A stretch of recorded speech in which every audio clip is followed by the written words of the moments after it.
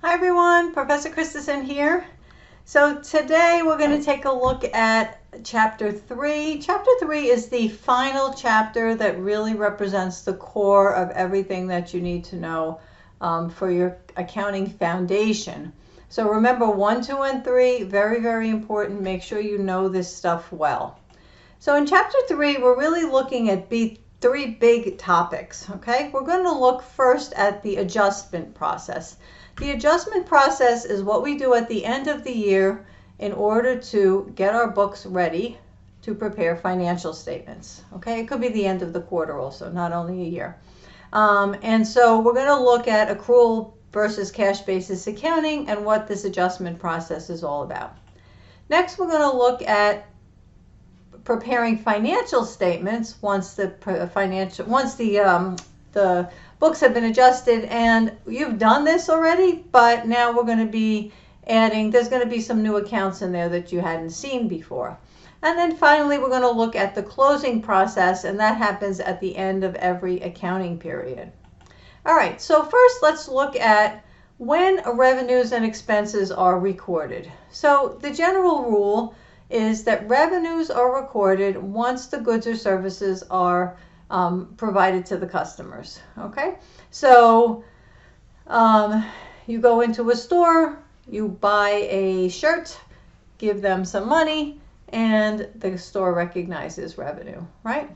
And expenses are recorded in the same period that they helped to earn the revenue. So the salesperson's salary is going to be recorded in that period that they're earning the salary and that they're helping to sell you your shirt.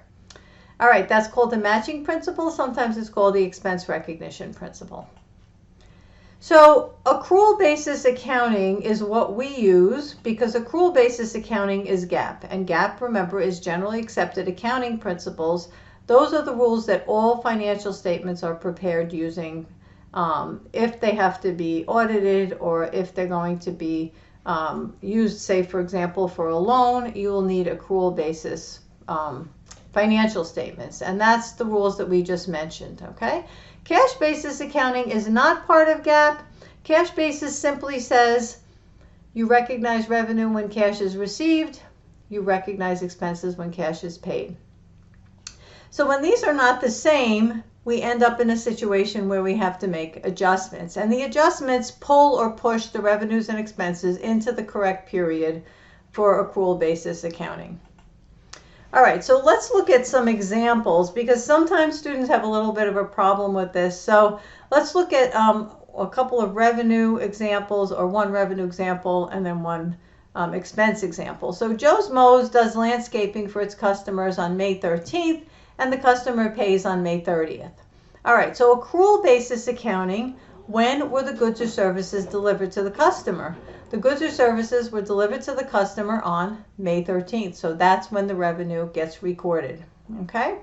Now, the customer doesn't pay Joe until May 30th, so the cash basis accounting says, well, we can't recognize revenue until May 30th because that's when the cash was received. All right? Remember, this is the most important thing, is the accrual basis, because that's how our financial statements are done. So remember, Joe doesn't care when he's getting the money. Once he does the landscaping, once he does the work, provides the services, he can record revenue. All right, so let's say Joe buys and uses some supplies for his business on March 26th. He doesn't pay for them right away. He has an account payable, right? He pays for the supplies on April 8th. Well, accrual basis says record the expenses when they help earn revenues. Well, when is that? Well, he's using the supplies on March 26th, so that's when he's going to recognize those supplies, right? Cash basis would say don't recognize it until the cash is paid, so that would be April 8th.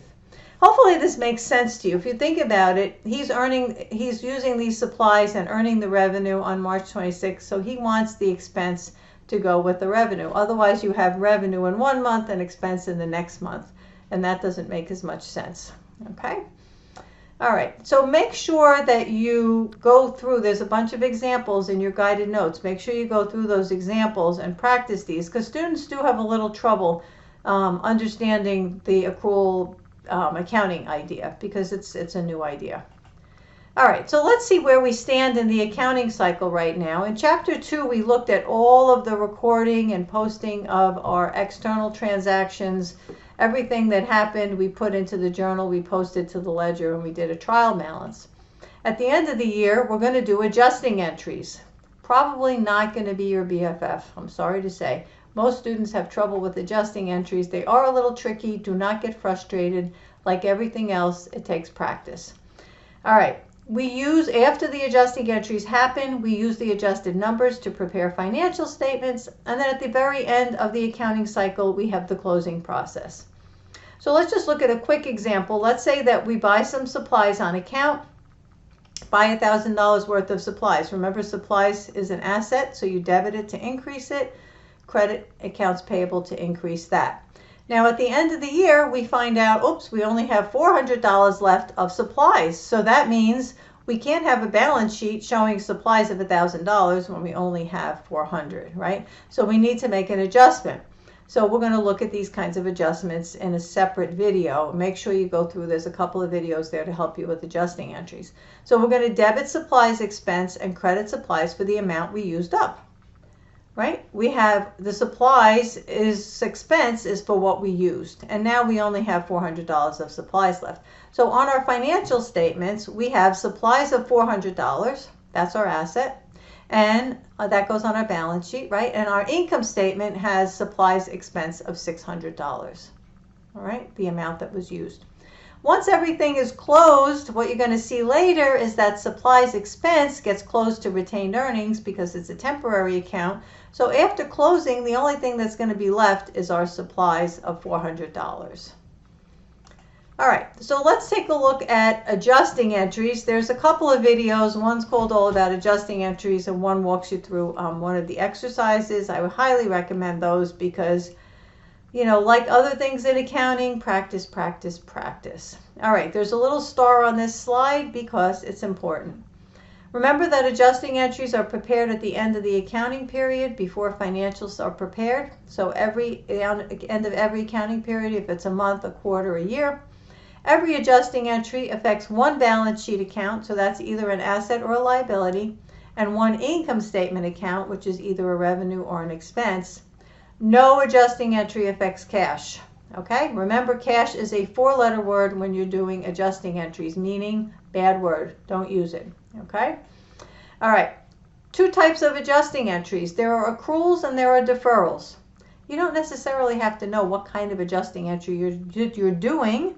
You just need to know how to fix the books, right? But just to give you an idea of what's happening, an accrual, you're kind of pulling the revenue or expense into this period. So we're recording a revenue or expense even though the cash will not be received or paid until next period. Okay?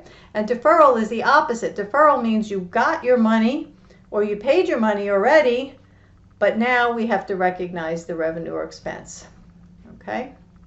We're going to look at some examples of those, and you'll have a lot of examples in the other videos as well.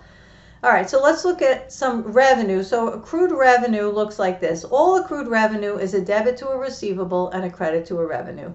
And what that means is you have some revenue that you've earned, but you haven't recorded it yet. So you get to the end of the year and you're like, hey, this needs to go into our financial statements. We earned this revenue, right? So we're going to debit the receivable and credit the revenue. Now, deferred revenue, and adjustment for deferred revenue means you already got paid for that money. So let's say you are the New York Yankees. You got paid for your season tickets months ago. And now you play a game, right? And you win. So I hope you're all Yankees fans. So then you are going to debit your deferred revenue to reduce it because you don't have that liability to your fans anymore, and you're going to credit your service revenue. Okay? So you're reducing your deferred revenue liability and increasing your revenue. All right, so adjusting entries for expenses, accrued expenses. Salaries is a very, very common accrued expense. Almost every company has a salary accrual at the end of the year because that means your employees have worked and you owe them some money, but you haven't paid them yet. And that's pretty much every company, right? Because you don't usually get paid on the day that you earn money. So every accrued expense is going to look similar. It's going to be a debit to an expense, and it's going to be a credit to a payable, right? Debit, expense, credit, payable. So for salaries, we're going to debit salaries expense and add it to all the rest of the salaries expense we had for the year, and credit salaries payable. And a deferral for an expense, an example would be prepaid rent. So let's say you paid for your prepaid rent, or you paid your rent ahead of time, and now at the end of the year, some of it's been used up. So you're crediting your prepaid rent, bringing it down because you don't have it the prepaid anymore, and you're debiting rent expense. All right, let's look at what this looks like in our journal and our ledger. So remember, salaries expense, the salaries accrual, very, very common. So let's say at the end of the year you debit salaries expense, credit salaries payable for $20,000.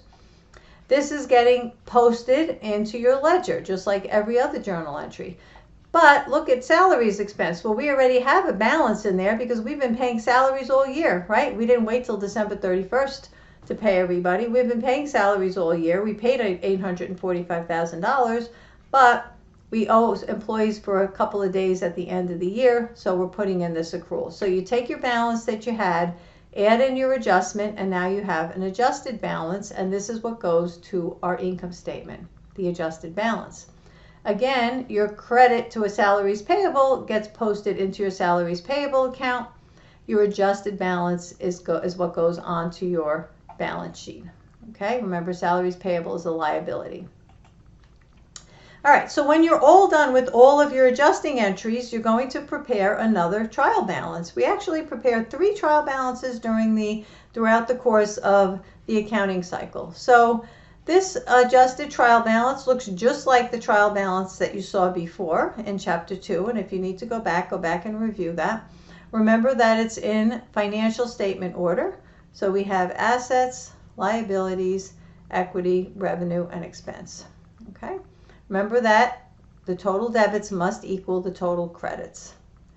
And so the only difference here is that these numbers have been updated. For example, remember we mentioned salaries payable. Well, this company recorded $300 in salaries that it owed at the end of the year.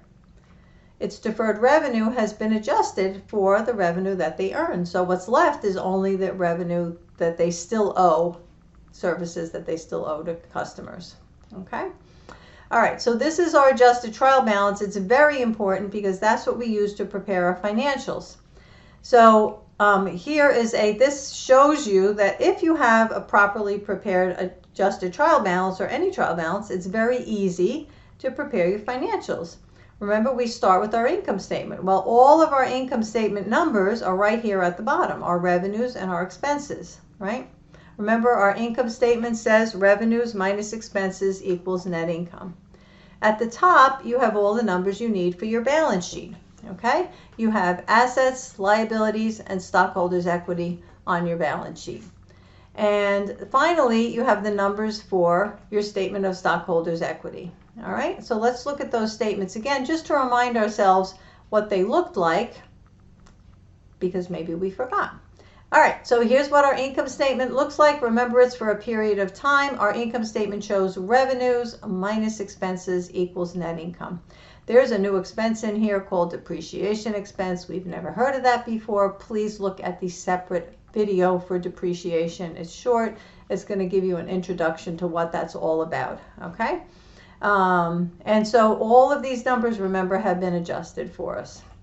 All right, so our statement of stockholders' equity, remember, it has 3 columns, and that our common stock is the beginning balance plus whatever you issued during the year. That gives us our ending balance. Retained earnings, beginning balance plus net income minus dividends. And then our total column, you just add across to get your total numbers. And then finally, we have our balance sheet. Now, our balance sheet looks a little different than it did before. We have some sub-classifications. We have current assets, long-term assets, current liabilities, long-term liabilities. We never saw those before. So typically, companies' balance sheets are what we call classified.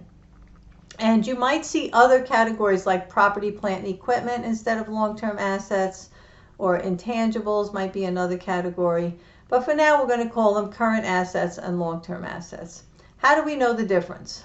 All right, it's easy. Just think of a year.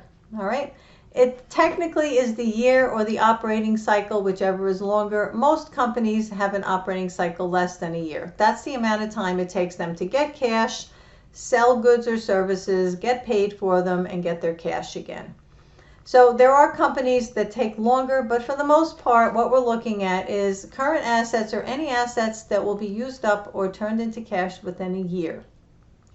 Current liabilities are any liabilities that will have to be paid within a year.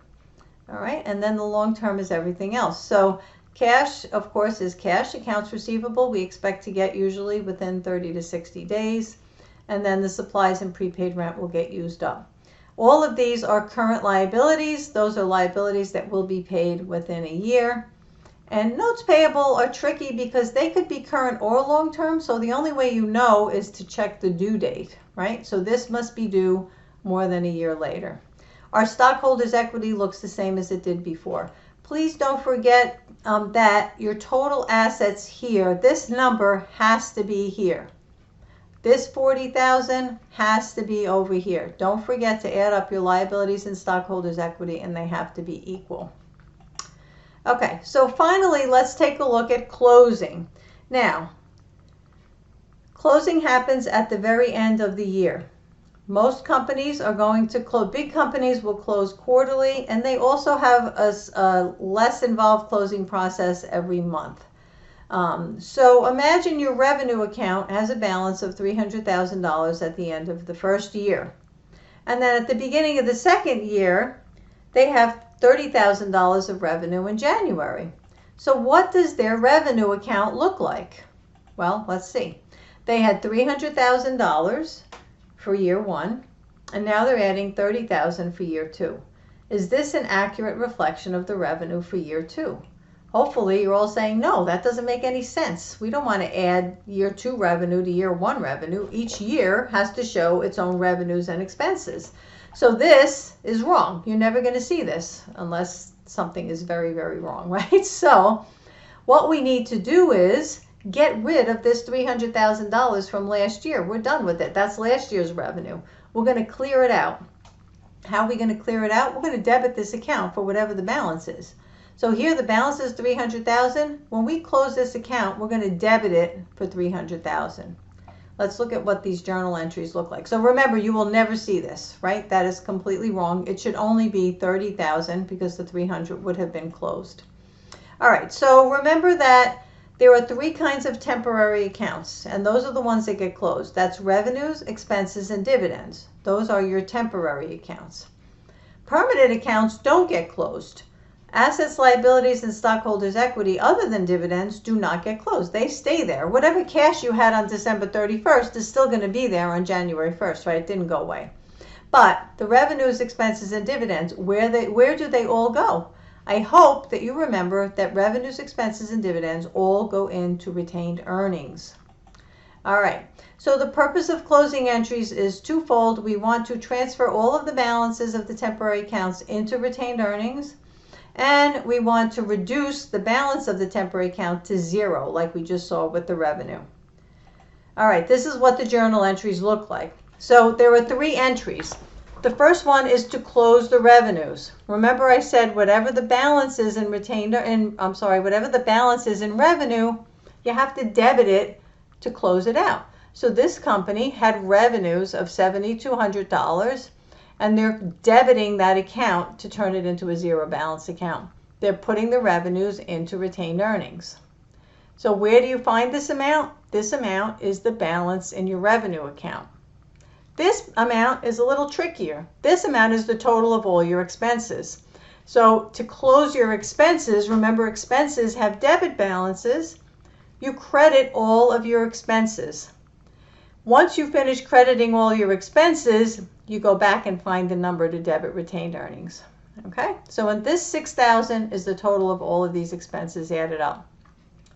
If I asked you how much net income this company had, I hope that you would tell me, think about it for a second, $1,200, right? Revenues, $7,200 minus expenses of $6,000.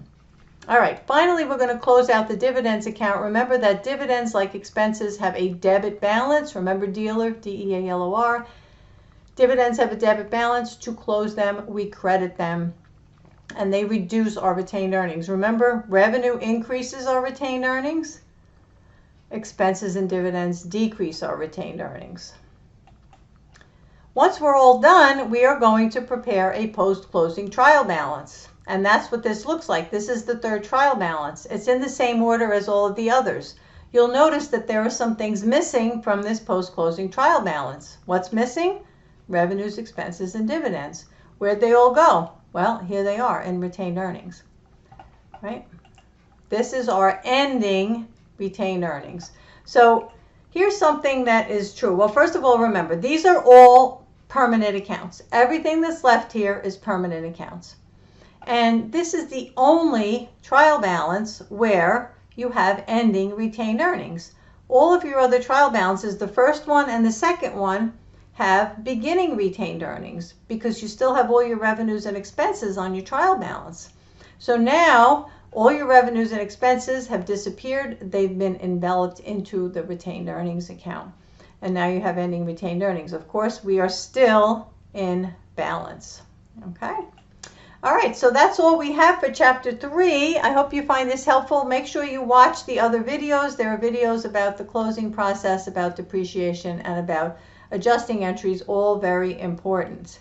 All right, so have a great day, and I'll see you next time.